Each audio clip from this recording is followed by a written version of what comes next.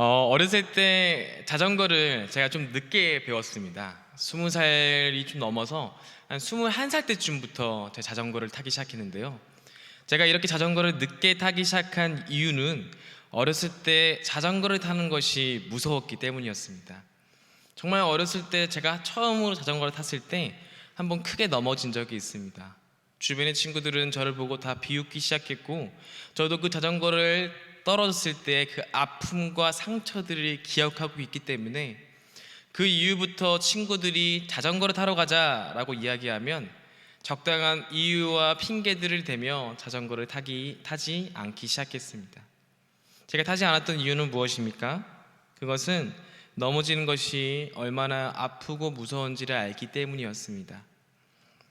이와 동시에 우리가 그리스도인으로서 세상을 살아갔을 때 비슷한 경우들이 많은 것 같습니다. 우리가 죄 가운데서 넘어진 기억이 있고 상처받은 기억이 있기 때문에 처음에는 하나님께 회개하며 회복으로 나아가지만 시간이 지나면 지날수록 그런 것들도 두려워지기 시작하고 무서워지기 시작하다 보니 그 죄에 대해서 생각하지 않게 되는 것, 그 죄를 졌다는 것에 대해서 직면하지 않고 피하게 되는 것이 어쩌면 우리가 그리스도인으로서 세상을 살아갔을 때 얻게 되는 습관 같은 존재가 아닌지 생각이 듭니다. 사실 오늘 요한일서의 본문 배경 또한 이러한 그리스도인들이 많았습니다. 오늘 본문 말씀의 요한일서의 시대는 신약의 시대를 우리가 알다시피 예수님을 믿는다는 것이 굉장히 힘든 시대였습니다. 그저 예수님을 믿고 고백한다는 것이 고난 그 자체였고 기근과 핍박이 무조건 따라오던 그런 시대였습니다.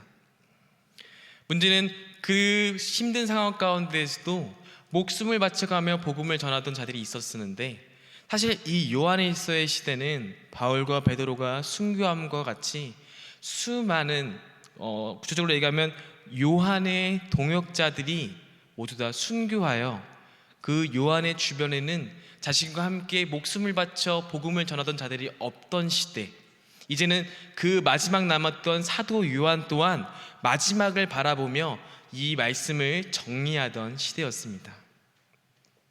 문제는 바울과 베드로가 순교하고 수많은 교회들은 세워졌으나 그들은 그 바울과 베드로가 없다 보니 적그리스도, 이단 등 자신의 뜻대로 자신이 편한 대로 말씀을 해석하는 자들이 나타나기 시작하고, 또 그들이 나타났음에도 불구하고 그리스도인들이 흔들리지 않았으면 다행인데, 문제는 수많은 그리스도인들이 이 적그리스도인들과 이단들에게 흔들렸다는 것입니다.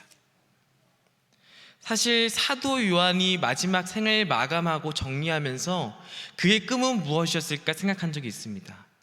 어쩌면 정말 젊었을 때부터 끝까지 예수님과 함께하며 정말 그 수많은 목숨을 바쳤던 동역자들과 함께 세웠던 이 교회와 이 그리스도인들을 마지막으로 끝까지 신앙을 지켜라 라고 격려하고 칭찬하며 어쩌면 그렇게 생을 마무리하고 싶지 않았을까라는 생각을 한 적도 있는데요. 문제는 사도 요한의 그 마지막은 그렇게 되지 못했다는 것입니다. 수많은 그리스도인들이 흔들리기 시작하고 무너지기 시작하고 잘못된 교리를 전하는 이단들이 나오기 시작합니다. 사도 요한은 다시 한 번 더 펜을 잡습니다. 그렇게 마지막에 정말 사도 요한이 끝까지 필사적으로 정말 기도하며 적었던 책이 바로 요한일서입니다. 오늘은 저희가 이 요한일서의 말씀을 통하여서 그리스도인으로서 무너진 자들의 특징이 무엇인지에 대해서, 또한 사도 요한은 그들에게 무엇을 하라라고 이야기하는지에 대해서 알아보려고 합니다. 먼저 첫 번째, 무너진 자, 그리스도인으로서 신앙인으로서 무너진 자의 특징은 세상을 더 사랑한다는 것입니다. 요한일서 2장 15절에서 17절을 보면 이런 말이 있습니다. 이런 말씀이 있습니다. 이 세상이나 세상에 있는 것들을 사랑하지 말라. 누구든지 세상을 사랑하면 아버지의 사랑이 그 안에 있지 아니하니 이는 세상에 있는 모든 것이 육신의 정욕과 안목의 정욕과 이생의 자랑이니 다 아버지께로부터 온 것이 아니요 세상으로부터 온 것이라. 이 세상도 그 정욕도 지나가되 오직 하나님의 뜻을 행하는 자는 영원히 거하느니라. 아멘. 사도 요한은 이야기합니다. 세상을 사랑하는 순간부터, 이 세상의 것을 사랑하는 순간부터 아버지의 사랑이 우리 안에 있지 아니하다. 즉 반대로 이야기하면 아버지가 내 안에 있지 아니하는 것이 세상을 사랑한다는 것입니다. 그렇다면 세상을 사랑한다는 것이 과연 무엇일까요? 흔히들 우리가 이야기하는 돈과 명예, 또 우리가 생각하는 그런 물질적인 것도 있겠지만, 여기서 이야기하는 세상을 사랑한다는 것은 아버지가 내 안에 있지 아니하는 순간을 이야기합니다. C.S. 루이스라는 학자가 있습니다. 나니아 연대기를 이제 썼던, 저희가 아는 걸로는 그런 유명한 학자인데요. 그 학자가 썼던 책 중에서 스크류테이프의 편지라는 책이 있습니다. 그 책의 특징은 사탄의 관점에서 어떻게 하면 사람과 하나님의 관계를 멀리할 수 있을까에 대해서 사탄의 관점에서 쓴 책입니다. 그래서 읽다 보면 정말로 사탄이 쓴 게 아닐까라고 싶을 정도로 사탄이 어떻게 인간을 하나님으로부터 멀게 하는지 그 전략과 그 계략이 그 책에 고스란히 나와 있습니다. 그 책의 첫 부분을 보다 보면 사탄이 한 인간을 꿰어내는 장면이 나옵니다. 한 무신론자가 있었습니다. 그는 신을 믿지 않은 자였는데요. 그는 어떤 한 박물관에 가서 이제 그 박물관에서 멋진 그림을 봤는지 아니면 정말 자연의 환경에 대해서 감격을 얻었는지 모르겠지만 그 순간 한 가지 생각을 갖게 됩니다. 신이 존재하지 않을까? 신이 있을까? 내가 믿지 않는 그 신이 존재하고 있지 않을까? 내가 어렸을 때 다녔던 교회에서 이야기했던 하나님이 존재하는가? 라는 거에 대해서 끊임없이 고민하기 시작합니다. 사탄의 마음은 초조해집니다. 저자가 좀만 더 있으면 하나님을 기억할 것 같은데, 하나님을 믿게 될 것 같은데, 하나님이란 존재를 떠올릴 것 같은데 내가 어떻게든 저자를 방해해야겠다라는 결심을 내리게 됩니다. 그렇게 해서 사탄이 어떻게 그 자를 방해할까요? 1번은 그 박물관을 부숴버린다. 2번은 그 자의 눈을 멀게 한다. 3번은 수많은 과학적 이론들을 이용해서 그 자의 머릿속 생각 가운데 있는 하나님에 대한 생각을 부정하게 만든다. 수많은 방법들이 있었겠지만 사탄은 정말 쉽게도 단 한 가지 방법을 사용합니다. 그것은 그 자를 배고프게 하는 것입니다. 그저 뱃속에서 꼬르륵 소리가 나게끔 만듭니다. 그런데 신기하자 그 자가, 그 수많은 심각한 생각을 했던 그 사람이, 그 무신론자가 뱃속에 꼬르륵 소리가 들리자마자 밥 먹고 생각해야겠다 라고 그저 그 생각을 넘겨버립니다. 사탄은 너무나도 기뻐서 더욱더 매진합니다. 밖에 있는 차를 보여주고, 밖에 있는 한 여자를 보여주고, 그 사람의 머릿속 생각 가운데에서 절대로 하나님이 떠오르지 않게끔 끊임없이 그 사람을 방해합니다. 이처럼 정말로 별것도 아닌 거에 우리는 하나님에 대한 생각을 잠시 잊게 됩니다. 우스갯소리로 이런 적도 있죠. 저도 말씀을 읽기 전에 오늘은 말씀을 봐야겠다 책을 핍니다. 오늘은 이 성경 구절을 읽어야지 하는 와중에 오늘따라 이 성경 구절을 그냥 읽고 싶지 않고 멋진 찬양과 함께 듣고 싶다는 생각이 가득합니다. 그래서 제가 무엇을 하냐면 컴퓨터를 켭니다. 그리고 유튜브를 틉니다. 문제는 유튜브로 찬양만 딱 틀고 성경 말씀만 보면 다행인데 옆에 제가 축구를 좋아하는데 손흥민 선수가 골을 넣다던가 엄청난 기사에 그런 제목들이 나오면 그래 이거는 보고 내가 말씀을 읽을까 하게 되면서 1시간 정도는 그 말씀보다는 다른 것을 보게 됩니다. 우스갯소리로 가벼운 이야기지만 정말로 우리는 작은 것 하나에 하나님을 2순위, 3순위로 미루게 됩니다. 사도 요한이 이야기하는 세상을 사랑한다는 것은 이것과 비슷합니다. 우리가 우리 마음 가운데서 하나님이 존재하지 않는다면, 하나님을 떠오르지 않고 하나님보다 먼저인 것이 있다면 그것이 작은 거라 할지라도 배고픔이라고 할지라도, 하나의 음식이라도 할지라도 우리가 세상을 사랑한다는 것입니다. 하지만 우리가 알다시피 우리가 이렇게 삶을 살면서 이것들을 모두 다 배제하고 오로지 하나님께 집중한다는 것은 불가능한 일입니다. 그것은 왜입니까? 그것은 우리가 그만큼 죄인이기 때문입니다. 악하기 때문입니다. 우리가 그만큼 연약하고 부족하기 때문입니다. 사실 이렇게 부족한 우리가 해야 될 역할은 그래서 다시 한 번 더 마음을 잡고 회개하는 것입니다. 하나님, 내 마음을 잡아주시옵소서. 하나님, 내가 내 앞에 가운데에서, 내 길을 가는 가운데에서 다른 것이 보이지 않고 하나님만 볼 수 있게 도와주시옵소서 라고 고백하는 것이 맞습니다. 그러나 무너진 자의 특징은 좀 더 나아가게 됩니다. 무너진 자의 두 번째 특징은 그 죄로부터 회피하기 시작한다는 것입니다. 오늘의 요한일서 말씀 중에 1장 8절에서 10절 말씀입니다. 제가 읽어드리겠습니다.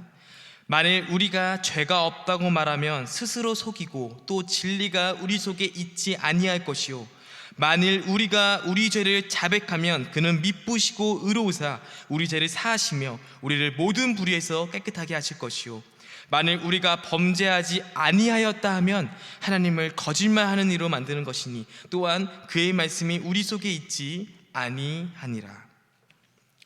당시 요한이 살던 시대에는 굉장히 예수님을 믿기 힘든 시대였습니다.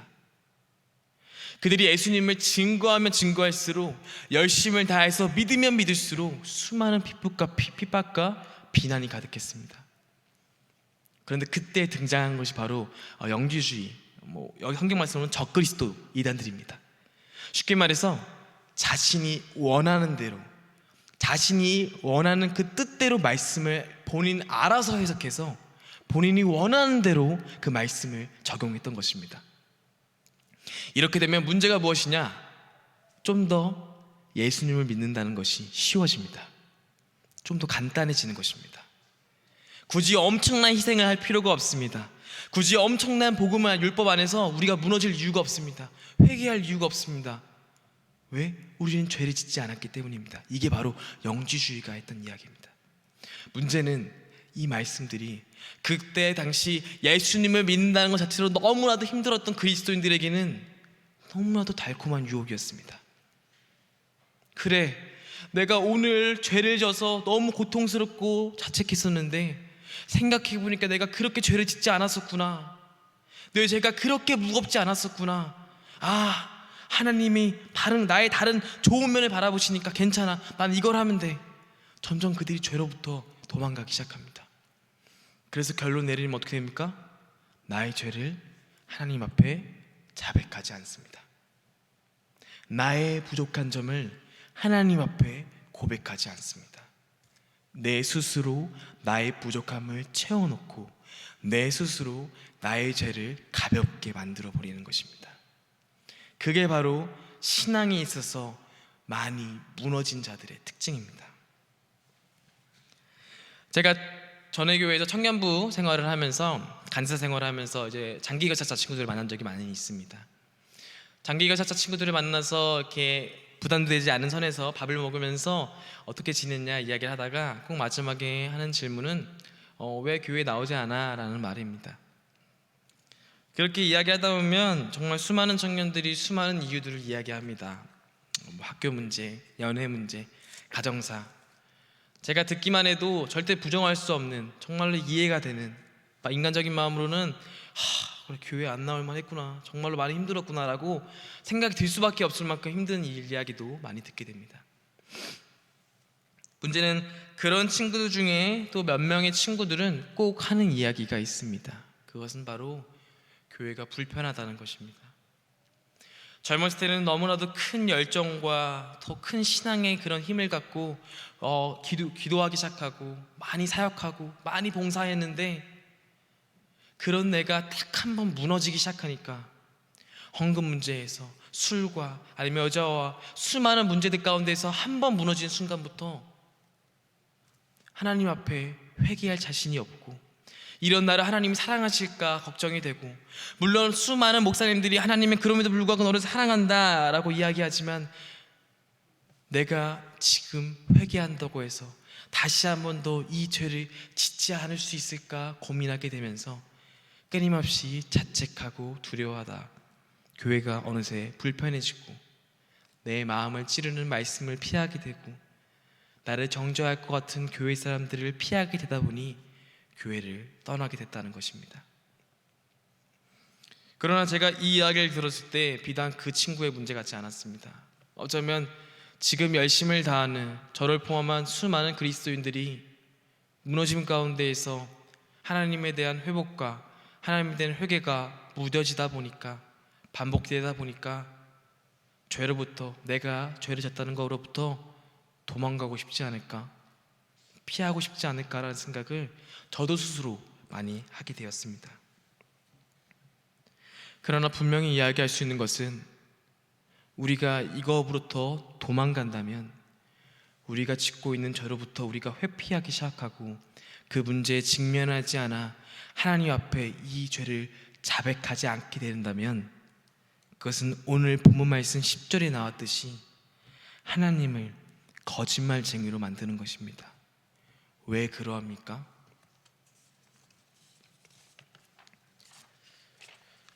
오늘의 본문을 제가 읽어드리겠습니다. 하나님의 사랑이 우리에게 이렇게 나타난 바 되었으니 하나님이 자기의 독생자를 세상에 보내심은 그로 말미암아 우리를 살리려 하심이라. 사랑은 여기 있으니 우리가 하나님을 사랑한 것이 아니요 하나님이 우리를 사랑하사 우리 죄를 속하기 위하여 화목제물로 그 아들을 보내셨습니다. 아멘. 하나님이 우리의 죄를 모르지 않으십니다. 우리가 모르는 죄 또한 하나님께서 다 알고 계셨습니다. 앞으로도 알아주실 것이고 끊임없이 우리의 죄를 다 알고 있으실 것입니다. 하나님이 우리가 모르는 죄를 모르고 계십니까? 하나님이 우리가 지은 죄 중에서 구원시키셨는데 내가 괜히 구원시켰다, 내가 너 그 죄를 지은지 몰랐었는데, 내가 너 그 잘못 지은지 몰랐었는데 내가 괜히 구원했구나 라고 이야기하시겠습니까? 하나님은 모든 우리의 연약함과 죄된 부분을 다 알았음에도 불구하고 독생자 예수를 보내셨습니다. 그래서 우리를 구원하셨고 우리와 끝까지 함께 하시겠다 이야기하셨습니다.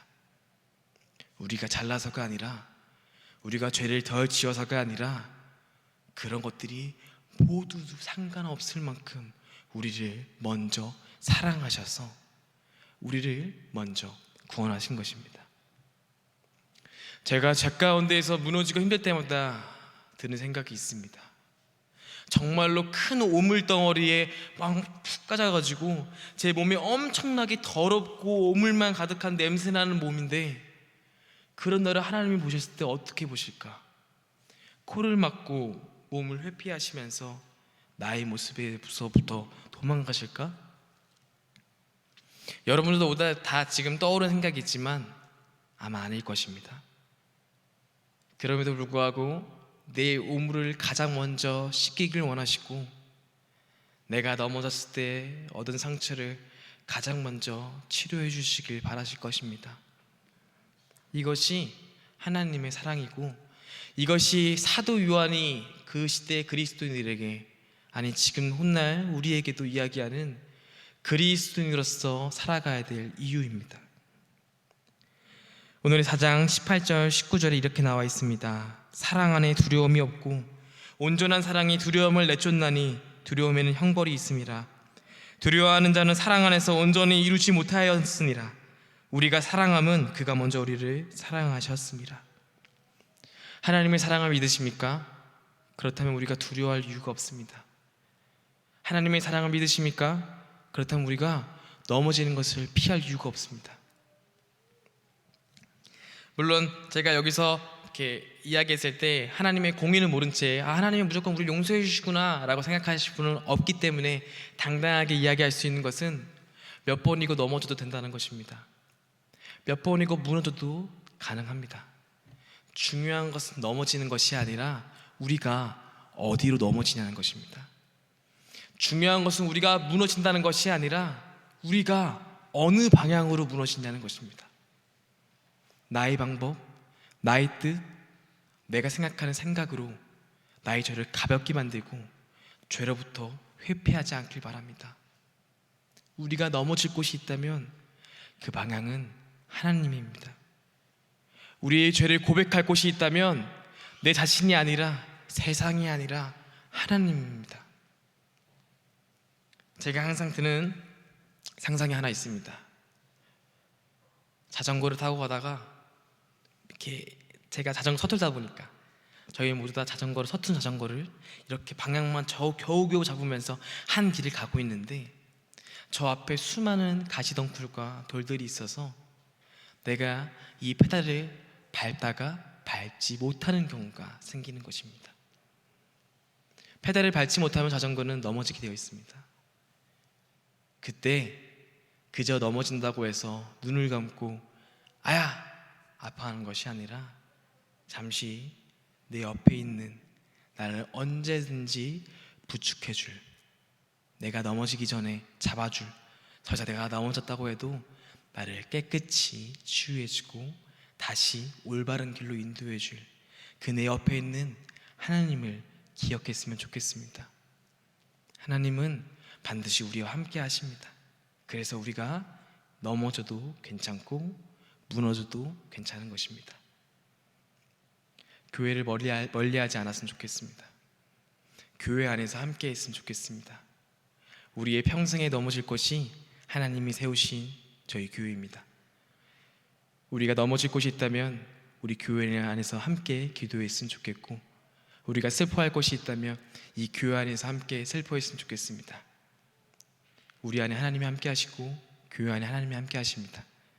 이 안에서 우리가 하나님께 평생을 넘어지고 일어나고 넘어지고 일어나고 두려워하지 아니하고 나아갈 수 있는 그런 우리 모두가 되기를 간절히 소망합니다.